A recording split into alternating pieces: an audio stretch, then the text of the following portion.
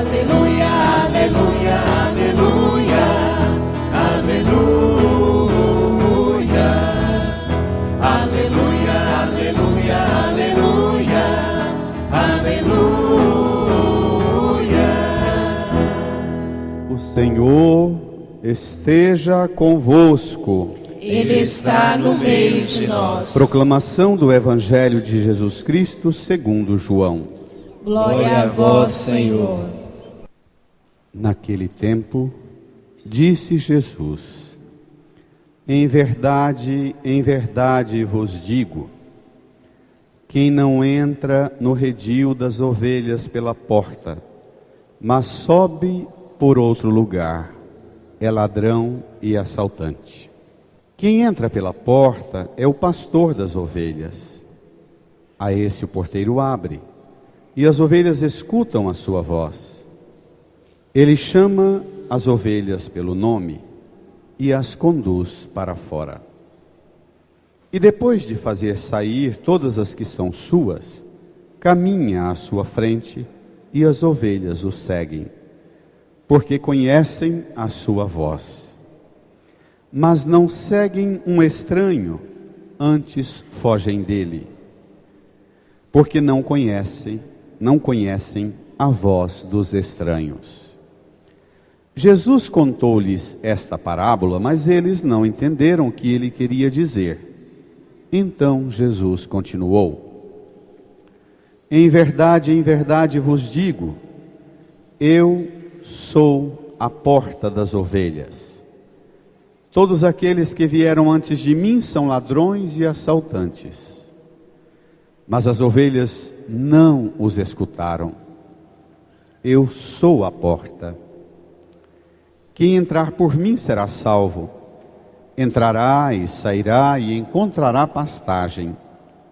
O ladrão só vem para roubar, matar e destruir. Eu vim para que tenham vida e a tenham em abundância. Palavra da salvação. Glória a vós, Senhor. Aleluia, aleluia, aleluia, aleluia, aleluia, aleluia, aleluia, aleluia.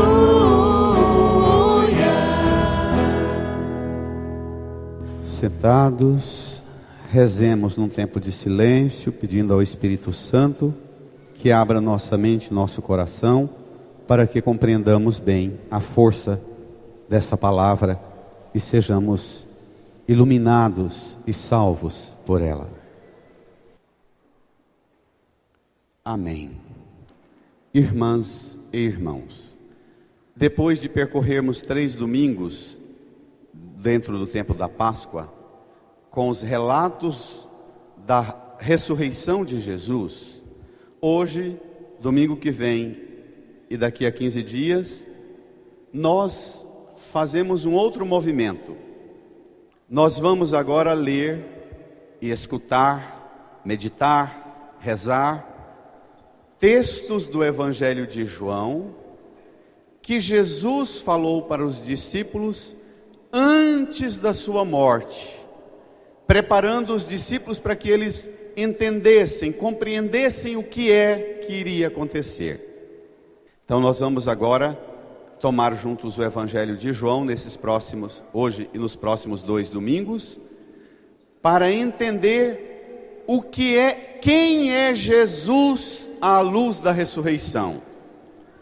Lá atrás, ele falou ao longo de 3 anos, educando os discípulos, formando os discípulos. Mas os discípulos tinham muita dificuldade de entender quem é ele.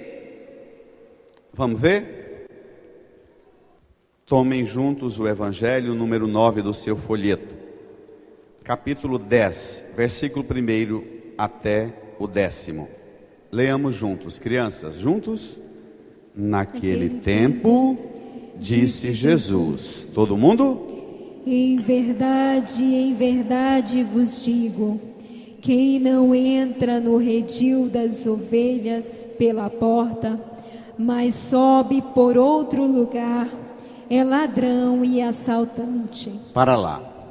Jesus começa falando do oposto de um bom pastor. Ele fala que quem não entra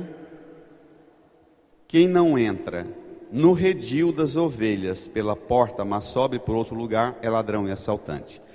Permita-me situar o que é que estava acontecendo quando Jesus de repente entra nesse assunto. Que cena e que situação que ocorria para Jesus entrar com essa conversa falando de ladrão e assaltante na fé, na igreja. O capítulo 10 que nós estamos aqui, versículo 1 até o 10º. Se você chegar em casa e pegar a sua Bíblia, e seria bom que fizesse, e lesse o capítulo 8 e 9, porque nós vamos continuar o 10 e os outros capítulos daqui para frente.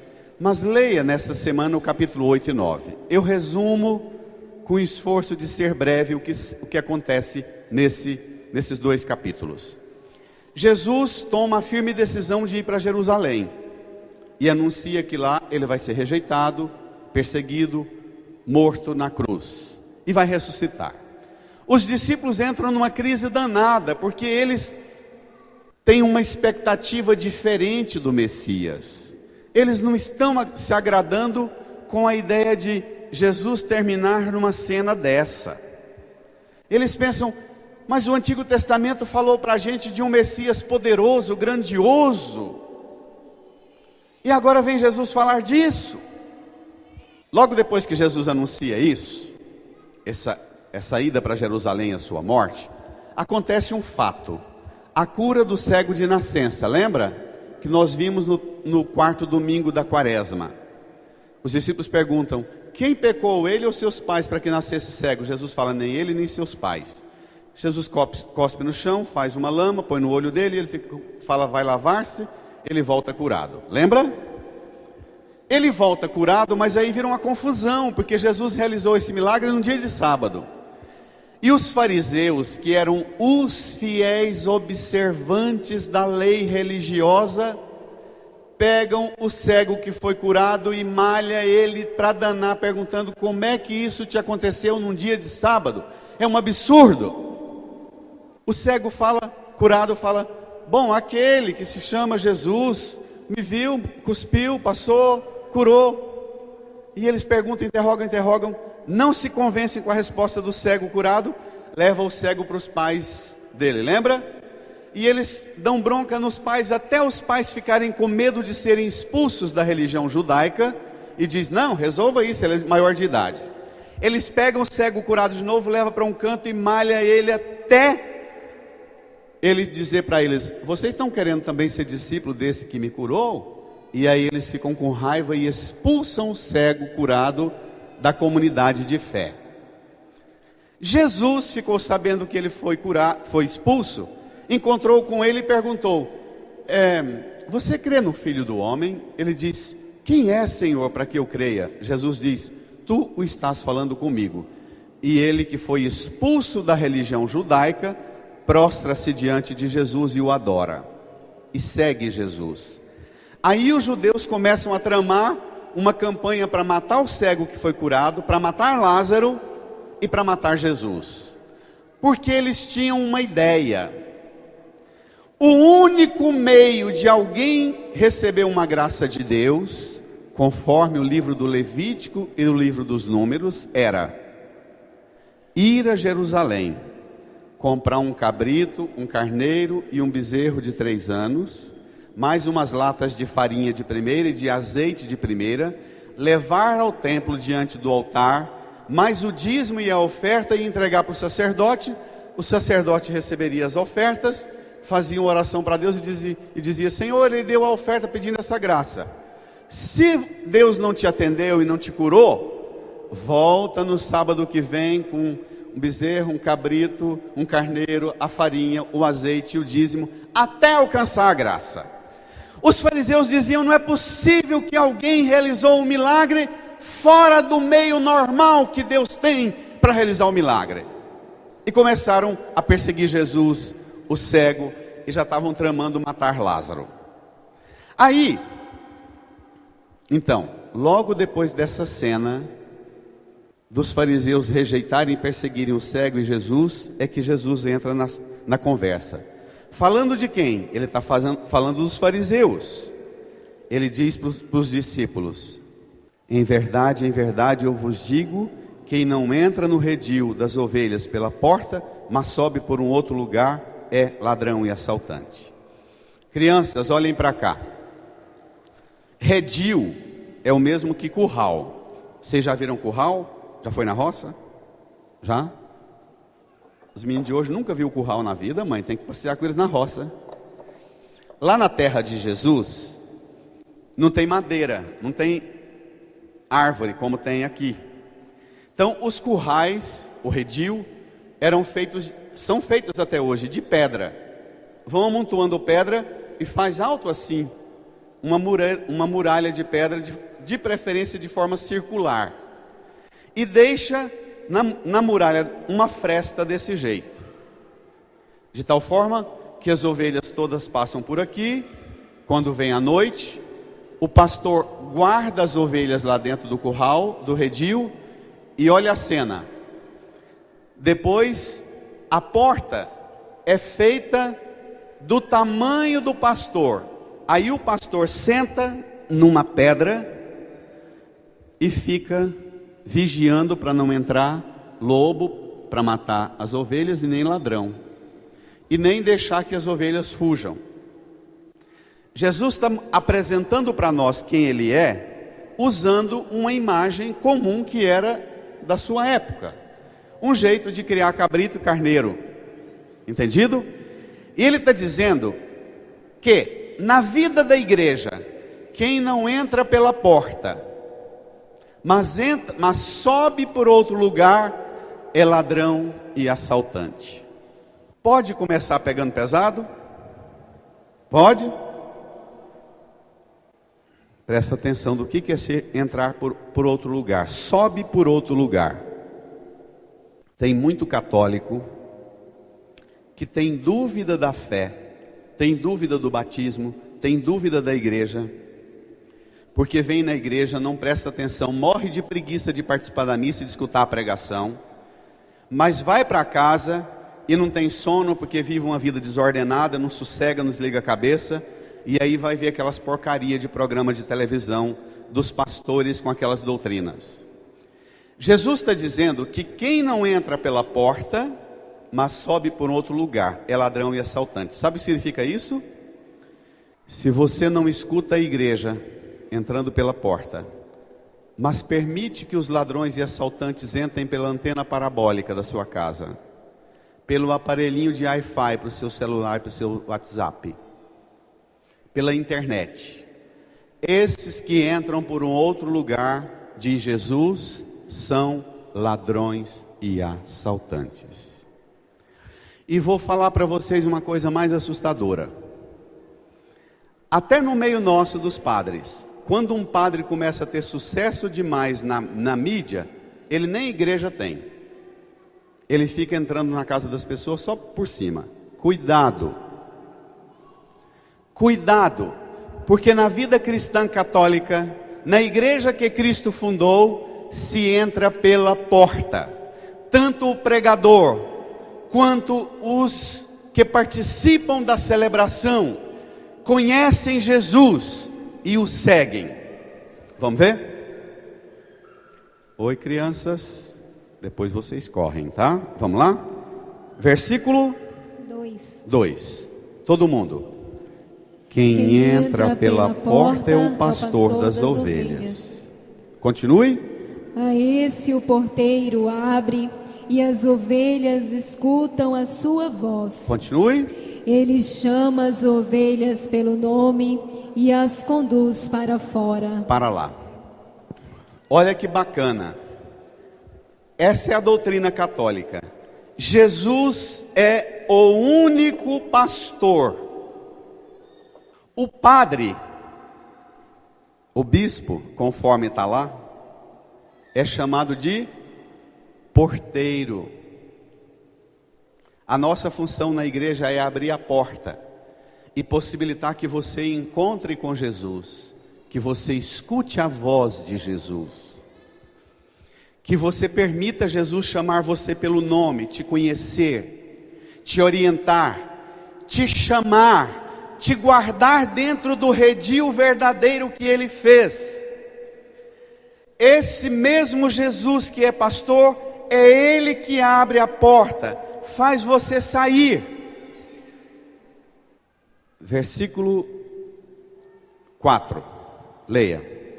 E depois de fazer sair todas as que são suas, caminha à sua frente, e as ovelhas o seguem, porque conhecem a sua voz. Primeira pergunta: você conhece a voz de Jesus?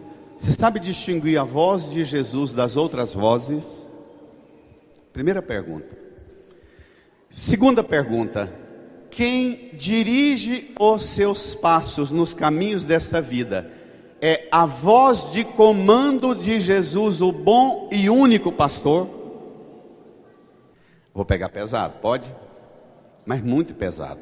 Pai e mãe, preste atenção no que eu vou falar agora, pai e mãe. Crianças, quando Jesus apelida a gente de ovelha e diz que Ele é o pastor, Ele está usando uma imagem que tem consequências vigorosas. Primeira regra: o pastor é que decide que hora as ovelhas entram no redil e que hora saem. Segunda regra: o pastor, que é Jesus, é Ele que tira você daqui e é Ele que decide que água você bebe e que pastagem você come. Se Jesus olhar para você, se você deixar Jesus ser o pastor da sua vida, o pastor usa um cajado de madeira, não usa? Uma vara bem grande, sabe para quê? Porque se o carneirinho for beber uma água suja, ele grita com o carneirinho. Se o carneirinho não obedecer, ele dá uma paulada para o carneirinho não beber uma água venenosa e não morrer. Entendeu, crianças? Então o cajado é também para dar umas varadinhas em nós, dizer: não come isso não, não bebe isso não, não entra aí não, não vai por aqui não, volta, devagar, anda mais rápido. Quando Jesus se apresenta usando essa imagem de pastor e nós ovelhas, nós temos que levar essa simbologia às últimas consequências. Senão, nós nos tornamos vulneráveis.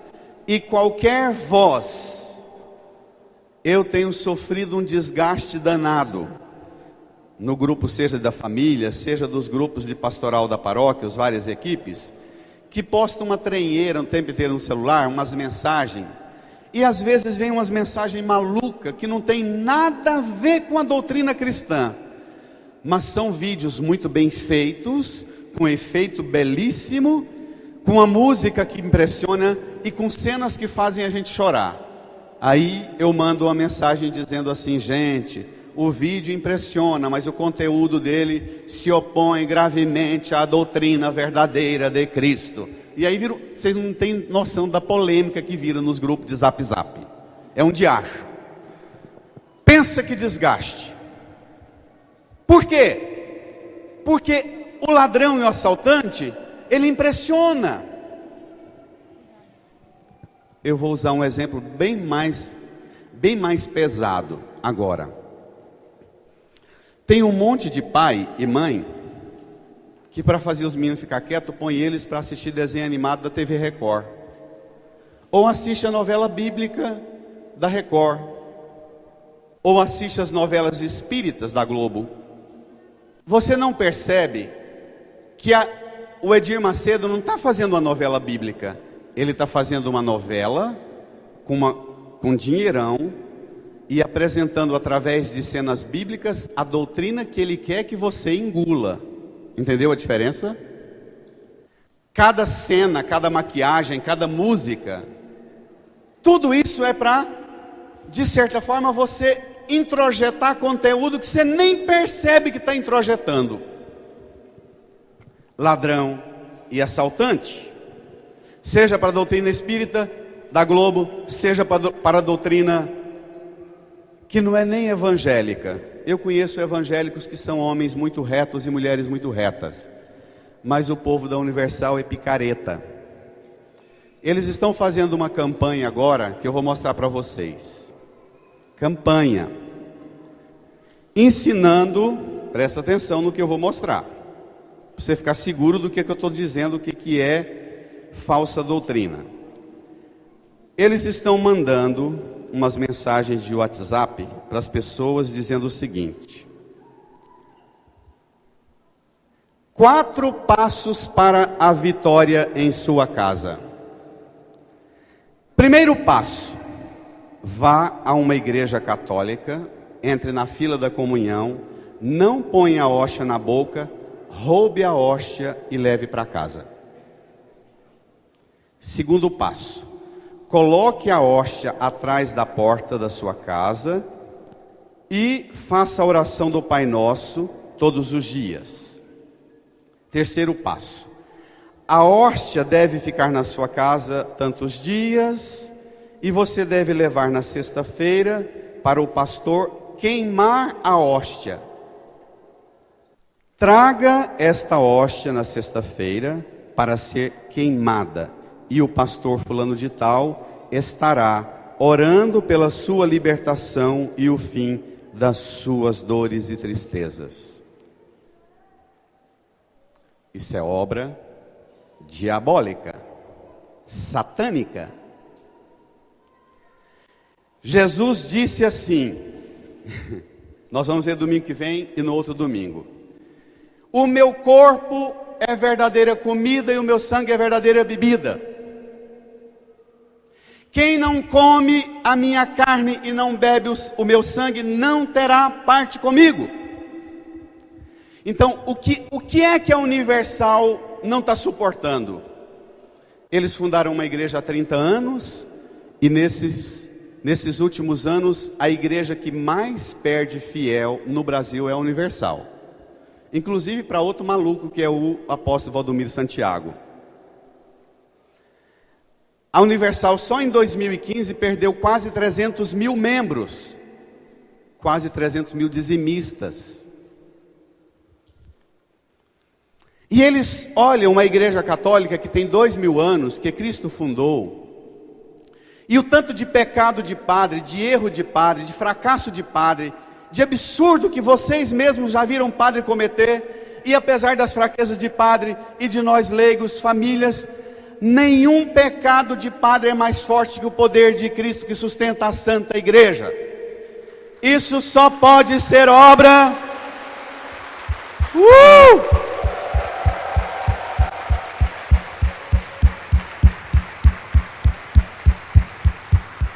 Isso é para meter medo mesmo no Edir Macedo, no império da exploração, da ignorância e da fraqueza das ovelhas. Gente, o milagre nosso não é poder de padre que é santinho, não. O milagre nosso é receber a palavra e o corpo de sangue de Cristo. E o corpo e o sangue de Cristo. É a nossa comida e a nossa bebida espiritual. Amém? Amém? Presta atenção, venha comigo. Agora, versículo 5. Todo mundo? Sobre as ovelhas agora. Mas não seguem um estranho, antes fogem dele, porque não conhecem a voz dos estranhos. Agora eu vou pegar pesado com os pais e mães que estão na igreja. Pode? Pai e mãe, seus filhos obedecem o comando da sua voz? Seus filhos têm você como uma pastora, um pastor que guia a vida deles? Uma voz que diz a eles que hora entra, o que come, o que bebe, o que é certo, o que é errado? Nós estamos vivendo um tempo de um grande fracasso na educação das novas gerações. Porque os novos pais e mães pensam que amar o filho é deixar ela fazer tudo o que quer, sem a criança ter maturidade intelectual para decidir. E aí o que ocorre? Dizem os estudiosos, ocorre que se tornam adultos inseguros, porque passaram a fazer escolhas antes de ter capacidade de decidir. Entendeu? Isso transforma essas crianças que fazem o que quer, e o pai mas a mãe vão no restaurante, pega o prato do menino, e o menino vai olhando, não quero isso, não gosto disso, não, não gosto, não, não quero, não, isso eu não quero, isso eu não quero. O diacho do menino não fala o que gosta. O diacho do menino não diz, papai, mamãe, obrigado por me trazer comer coisa tão gostosa, eu quero isso, quero isso, quero isso. Os meninos diante de um banquete, que muitos pais e mães na infância eram pobres, nem isso tinham. E os meninos chegam diante da comida e blasfemam e murmuram o nome do Senhor, que providenciou tamanha fartura na frente deles. Isso acontece ou não? Irmãs, irmãos, essa liberdade que os pais dão para as crianças, e permitem que as crianças diz, o que você quer? Sabe o que acontece? Qualquer um que perguntar a ele depois na adolescência e na juventude, o que você quer? Vai manipular a ele e levá-lo para onde ele quer. Isso não quer dizer que você tem que ser um terrorista, um Hitler, um violento opressor da criança. A criança pode ir sendo amadurecida gradativamente, devagar, na capacidade de escolha, mas ela depende do seu juízo e da sua maturidade de adulto, de pai e mãe. No Brasil, o Brasil é um dos países em que mais desaparece gente por dia no mundo. 85% das pessoas desaparecidas por dia no Brasil, sabe quem são? Meninas na idade entre 12 e 14 anos, que o pai e a mãe cria como princesinha, ainda que na maior pobreza do barracão, mas chama a filha de princesinha. Ela manda e desmanda no castelinho dela. Aí quando ela começa a namorar um mala, e a mãe fala, esse camarada não presta, o que ela faz? Foge com ele. Isso existe? Por quê? Porque você deixou a princesinha falar o que ela quer, o que ela não quer.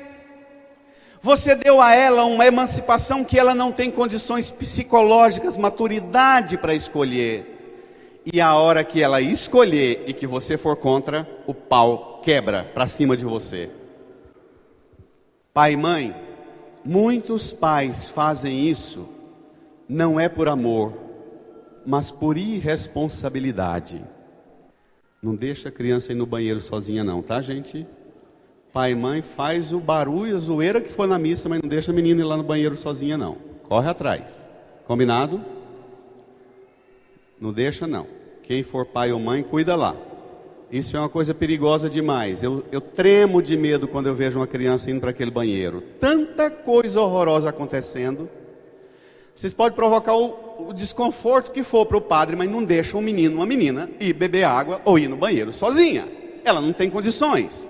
E está assim, de ladrão, de assaltante, de violentos, principalmente com as crianças.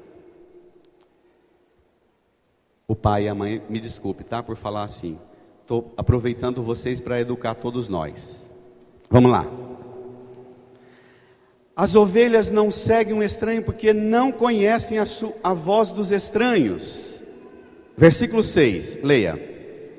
Jesus contou-lhes esta parábola, mas eles não entenderam o que ele queria dizer. Está vendo o tanto que é difícil? Você, pai e mãe, que às vezes desiste do seu filho, dizendo, padre, cansei. Não adianta falar mais não entende o que quer. Jesus também ficou 3 anos ensinando os discípulos, eles escutando Jesus, vendo os prodígios, milagres e sinais que Jesus realizava, mas eles também diziam assim, não entendi não. E essa história de que não entendi, é um mecanismo psicológico de nossa picaretagem. Porque se eu disser que eu entendi, eu tenho que praticar o que foi comandado. Se eu dizer, mamãe, eu fiz isso porque eu não entendi o que é que você falou. Isso existe? Pai, Que isso, pai? Eu sei, mas eu não entendi que você queria assim. Esse mecanismo que a gente usa para dizer que não, dizendo que não entendeu significa o que vem agora. Leia. Então Jesus continuou, brada: em verdade vos digo, eu sou a porta das ovelhas. Todos aqueles que vieram antes de mim são ladrões e assaltantes. Vixe Maria, leia. Mas as ovelhas não os escutaram. Para lá. Jesus está chamando os fariseus, os mestres da lei, que era a elite da religião judaica. Jesus está chamando a eles de quê? Todos. Todos. Jesus não diz alguns ou muitos, mas ele diz todos. Os que vieram antes de mim são ladrões e assaltantes. O que caracteriza alguém como ladrão e assaltante na fé? Essa é uma pergunta importantíssima para nós. O que caracteriza um ladrão e um assaltante na fé? Olha o que ensina a doutrina da igreja.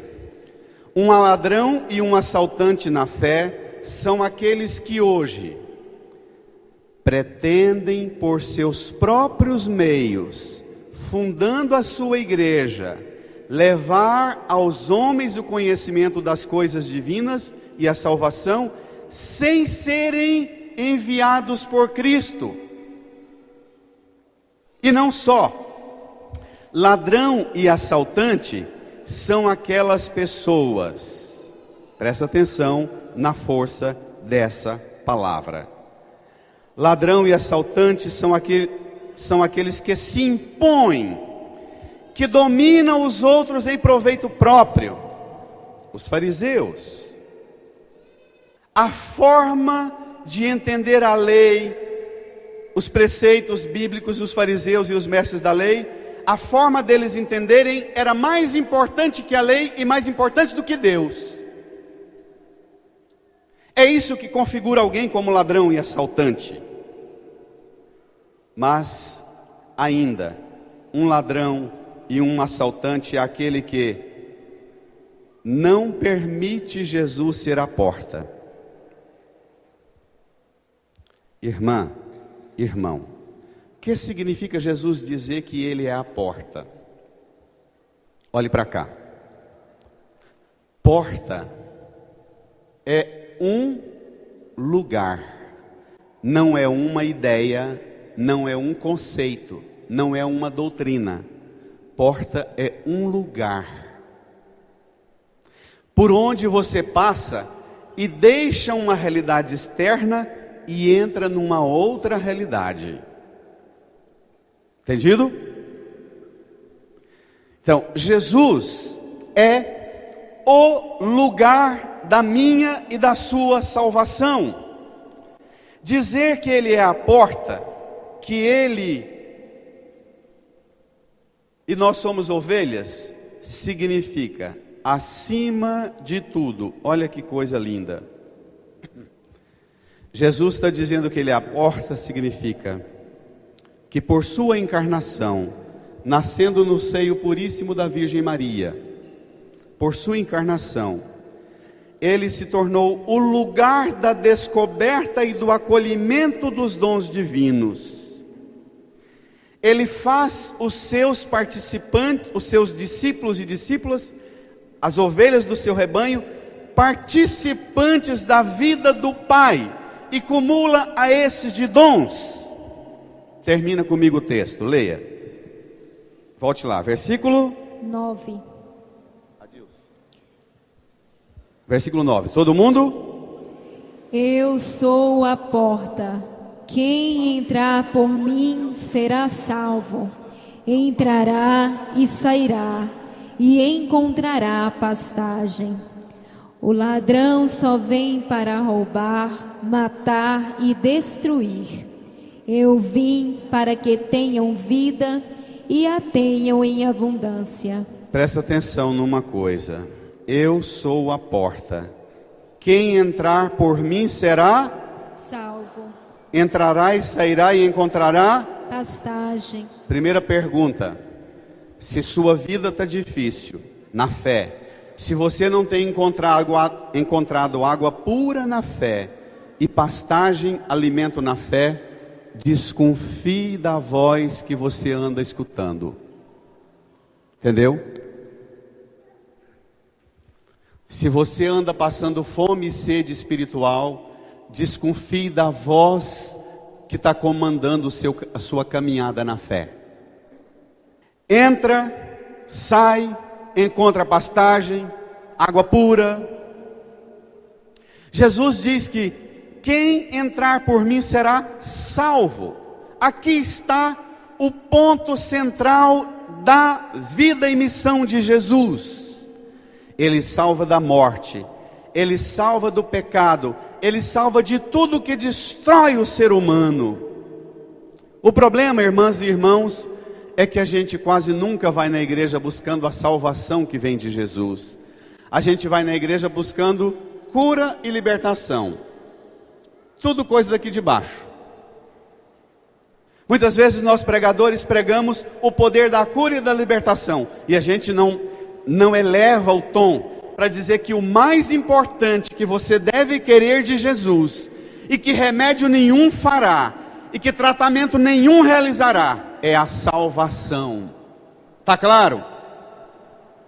O drama é que nós nem entendemos o que é salvação, e céu e vida eterna para nós nem é preocupação e ocupação do nosso tempo e das nossas conversas. Quem de nós vai à igreja ou vai à Trindade a pé, pedindo a graça de aprender o que é a salvação e conhecer o que é a salvação? A gente vai à Trindade a pé e às vezes vem na missa só pedindo as coisas daqui de baixo. Jesus termina dizendo assim: eu vim, leia todo mundo. Desculpe, o ladrão só vem para roubar, matar e destruir. Leia. Eu vim para que tenham vida e a tenham em abundância. Irmãs, irmãos, todas as igrejas fundadas e todas as religiões inventadas por homem, elas são inventadas com a proposta de que agora você vai ter a solução para os seus problemas. Entrando aqui você vai ter vida abundante.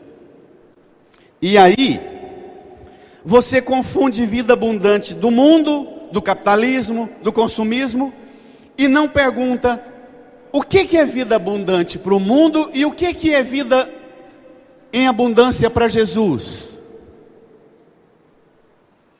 O que é vida para Jesus? O que é abundância para Jesus?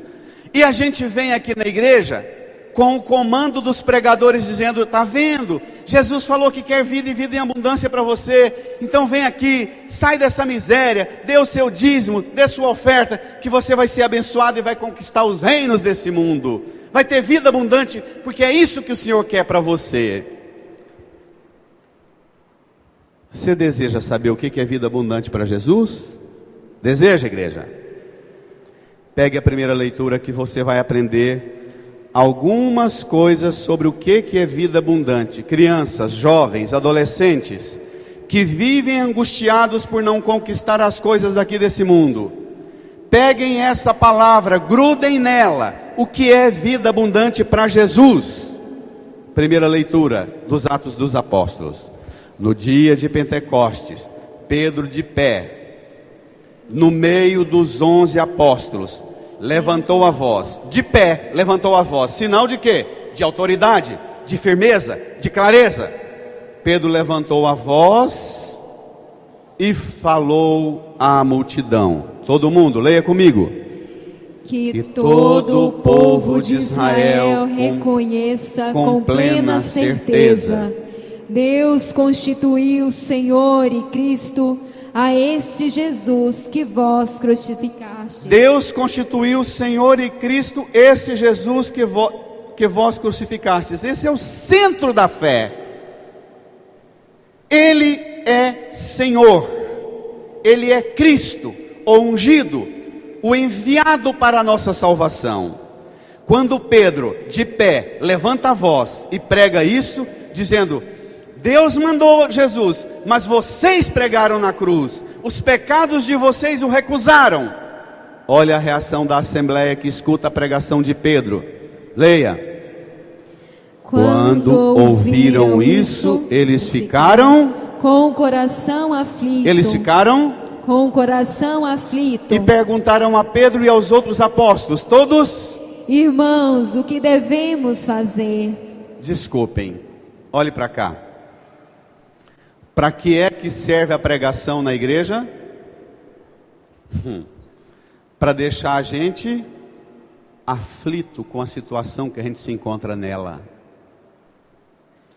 Por isso é que pregação é um trem tão difícil de fazer e mais difícil ainda de escutar. Porque uma pregação centrada na palavra de Deus, ela vai dando um calor na gente, uma fadiga, não vai?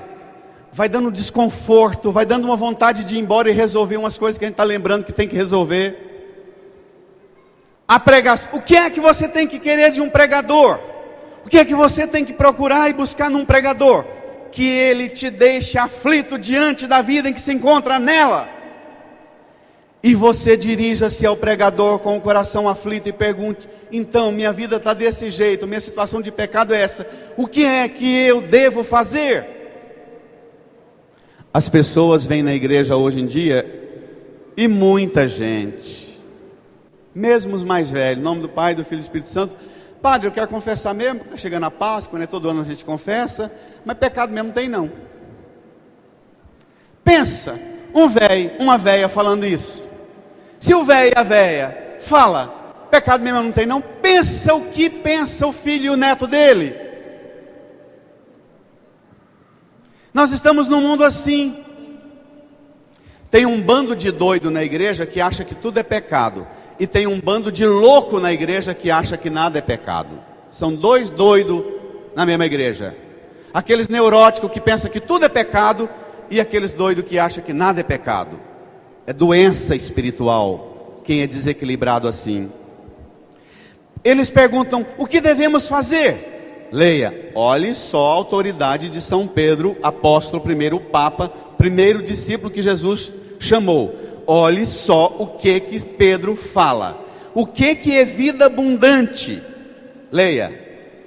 Pedro respondeu: primeiro, convertei-vos, e cada um de vós seja batizado em nome de Jesus Cristo para o perdão dos vossos pecados. E vós recebereis o dom do Espírito Santo. Pare lá. Pedro diz assim: olha, você para ter uma vida abundante em Cristo precisa a primeira coisa de metanoia. Precisa mudar a mentalidade sua e mudar as metas da sua vida. Precisa corrigir o que você busca na igreja, na fé, na religião. O que você busca. Mude a mentalidade. Conversão significa metanoia, mudar a mente e mudar a meta da vida. Converta-se. Arrependa-se. Receba o perdão dos pecados. E depois você vai receber o dom do Espírito Santo. Conversão, arrependimento, perdão e dom do Espírito Santo. Isso é que é vida abundante para a igreja e para Cristo. Tá claro? Aí você fala assim: não, mas isso é bom demais, eu quero isso. Leia o que vem. Pedro ainda diz: pois a promessa é para vós e vossos filhos. Pai e mãe, a promessa é para quem? Vós e vossos filhos. Pai e mãe, diga assim: para mim e para os meus filhos. Pai e mãe, a promessa é para quem? Para mim e meus filhos. Levante a sua mão para o céu, pai e mãe, e diga: pai e mãe, a promessa é para quem? Para mim e meus filhos. Só que tem um monte de pai e mãe que não dá conta nem de trazer os meninos para a igreja, porque ensinou os meninos a escolher o que gosta e o que quer. E eles se tornaram ditadores, dominadores da casa, da família, da sala de aula, na sala de catequese, nem se fala. Isso existe? Você pensa assim: não, mas é bom demais converter. arrepender, perdão, dom do Espírito Santo, para mim e para os meus filhos, está bom demais. Só que você não para aí não. Agora vem a segunda parte do que é uma vida em abundância. Pega a segunda leitura. Você não pode ir embora sem essa não. Todo mundo vai levar esse folheto para casa, rezar bem com calma durante a semana a primeira leitura, o salmo que a gente nem tomou, segunda leitura e retome o Evangelho. Segunda leitura a gente continua ainda com Pedro, apóstolo, primeiro Papa da igreja. Presta atenção no que Pedro fala. O que é vida abundante segundo a pregação de São Pedro? Leia. Caríssimos, se suportais com paciência aquilo que sofreis. Se suportais com paciência aquilo que sofreis. Por ter feito o quê? O bem. Ai, ai, ai. Então quer dizer que eu posso passar minha vida inteira fazendo bem e sofrendo? Aham. Leia. Se suportais com paciência aquilo que sofreis por ter feito bem, leia. Isso vos torna agradáveis diante de Deus. Na sua Bíblia, que você pode ler na sua casa, ela pode dizer assim, olha que bacana. Sede firmes. Ao contrário, se depois de ter desfeito o bem, sofreis com paciência, isso é uma graça para vós, aos olhos de Deus. Padre, quer dizer que pode ter vida abundante em Cristo, vida e vida em abundância com Cristo, e eu fazendo bem e ainda sofrendo? Aham. Vida abundância para Cristo não é você levar o seu dízimo e sua oferta para o padre e para o pastor, e ele rezar poderosamente, e você subir na vida e conquistar os reinos desse mundo, não. Os reinos desse mundo pertencem a Satanás e às suas potências. Vida abundante em Cristo é fazer o bem, ainda que isso traga sofrimento. Versículo 21. Leia. De fato, para isto fostes chamados. Vós fostes chamados para quê, gente? Fazer o bem. Para fazer? O bem. Para fazer? O bem. Ainda que fazendo o bem venha sofrimento. Tá bom. Leia. Também Cristo sofreu por vós, deixando-vos um exemplo. Leia. A fim de que sigais os seus passos. Ah, tá. Cristo para mim é modelo perfeito de como eu devo fazer o bem, enfrentando o sofrimento, seguindo os passos dele. Versículo 22, leia. Ele não cometeu pecado algum, mentira nenhuma, foi encontrada em sua boca. Quando injuriado, não retribuía as injúrias. Atormentado, não ameaçava. Leia. Antes colocava a sua causa nas mãos daquele que julga com justiça. Ter vida abundante, repita comigo, ter vida em abundância. Ter vida em abundância é fazer o bem. É fazer o bem. Ainda que enfrentando o sofrimento. Ainda que enfrentando o sofrimento e rejeição. Ter vida em abundância. Ter vida em abundância. É ser injuriado. É ser injuriado. E não retribuir. E não retribuir. É ser atormentado. É ser atormentado. E não ameaçar. E não ameaçar. É colocar a minha causa nas mãos daquele que julga com justiça.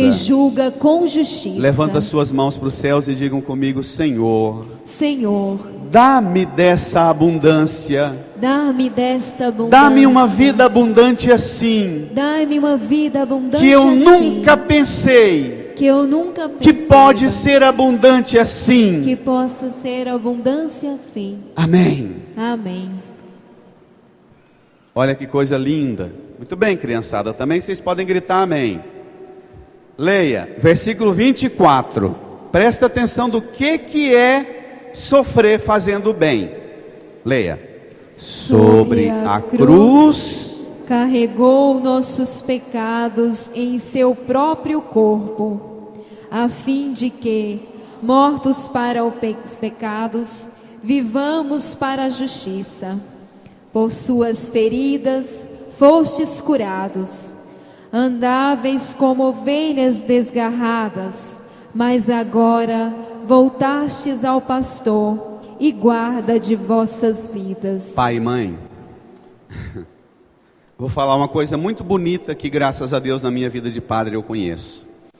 Eu conheço muitos filhos que alcançaram uma vida de santidade em Cristo lá na frente, depois que o pai e a mãe morreram.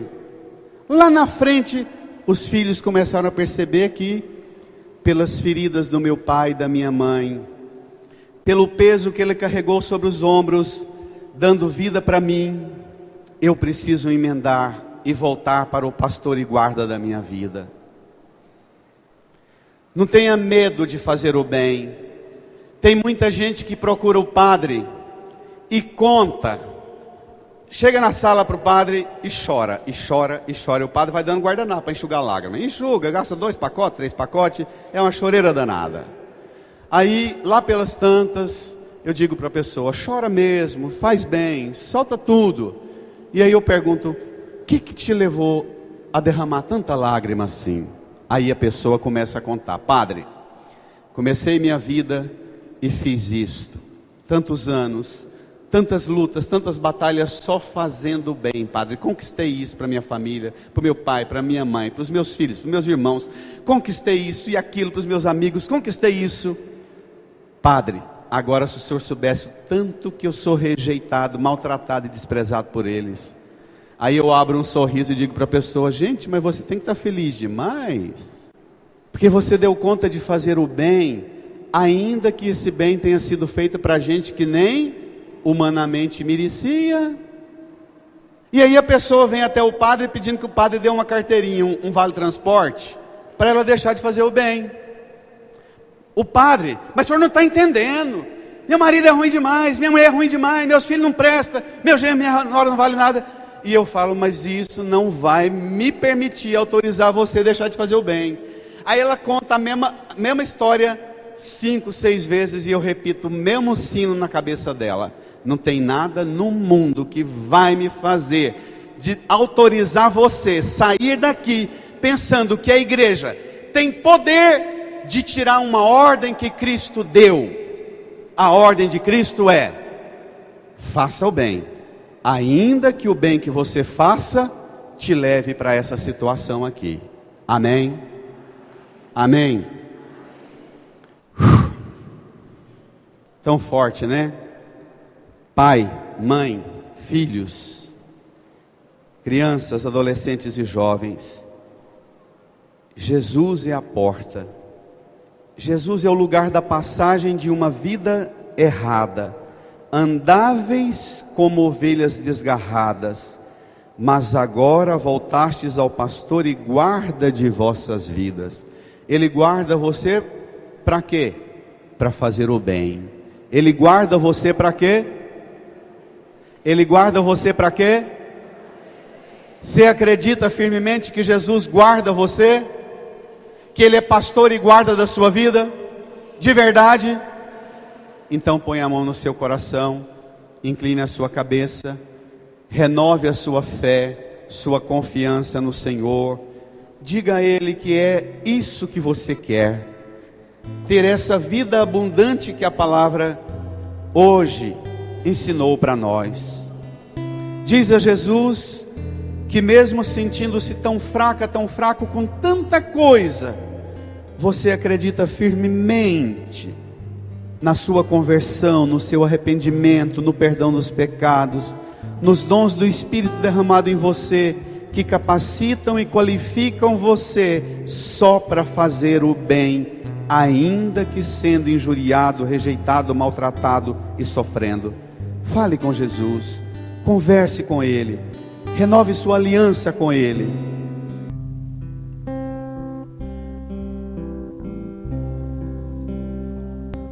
Pelos prados e campinas verdejantes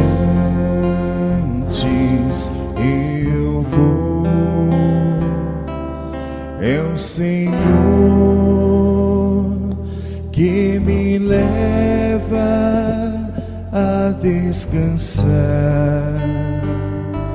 junto às fontes de águas puras, repousantes. Eu vou, minhas forças o Senhor vai animar.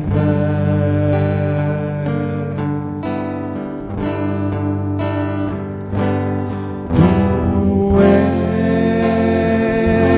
Senhor, o meu pastor, por isso nada em minha vida faltará.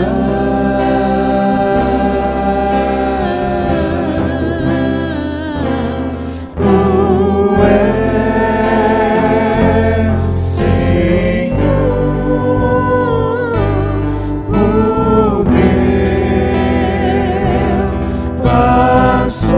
pastor, por isso nada em minha vida faltará. O refrão a meia voz, toda a igreja de pé. Estenda sua mão para a cruz de Jesus. Diga comigo: Jesus, Jesus, eu creio, eu creio, mas aumentai a minha fé. mas aumentai a minha fé. Vença a minha fraqueza. Vença a minha fraqueza. Jesus, Jesus, eu creio, eu creio, mas ajuda-me mas ajuda-me a experimentar a experimentar uma verdadeira conversão, uma verdadeira conversão, uma mudança de mentalidade, uma mudança de mentalidade, uma mudança de meta. uma mudança de meta. Me ajude, Jesus, Me ajude, Jesus, a aceitar a aceitar que o Senhor seja que o Senhor seja o pastor da minha vida, o pastor da minha vida, a porta a porta que me abre que me abre para a prática do bem. para a prática do bem. Jesus, Jesus, eu creio, eu creio, mas aumenta a minha fé, mas aumenta a minha fé. renova Renova em mim em mim a unção do Espírito Santo, a unção do Espírito Santo, para que eu saia daqui para que eu saia daqui cheio de dons, cheio de dons, para espalhar pelo mundo para espalhar pelo os mundo dons, os dons, fazendo bem fazendo o bem e nunca desistir e nunca desistir de fazer o bem, de fazer o bem, ainda que venha ainda que venha muitos sofrimentos. muitos sofrimentos. Jesus, Jesus, eu creio, eu creio, mas aumentai mas aumentai a minha fé. a minha fé. Levantando as mãos para o céu. Tu és, Senhor, O meu o meu pastor, por isso nada em minha vida faltará. Tu és, Tu és, Senhor, o meu pastor, por isso nada em minha vida faltará. uma salva de palmas para o bom pastor Jesus. Uma salva de palmas porque Ele nos deixou o redil, a sua igreja. Um grito de amor a Jesus, o pastor e a porta, o alimento da nossa vida, a bebida de salvação, o seu sangue, a comida de salvação, o seu corpo. Amém. Amém.